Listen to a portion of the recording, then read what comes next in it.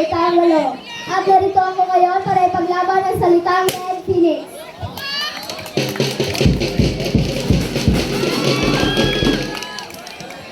Ang pag-ibig ng Red Phoenix ay wagas. Walang katumbas, walang tatagas. Oo, ang Red Phoenix ay maliit, pero wag ka. Oo, ang Red Phoenix ay maliit, pero wag ka. Kaya ka nitong patumbahin pagdating sa paligsahan. Ang Red Phoenix ay walang kinakatakutan kahit ang lakas ng kalaban. Kahit ang lakas ng kalaban ay hindi uurungan. Red Phoenix ang nangunguna sa listahan pagdating sa paligsahan.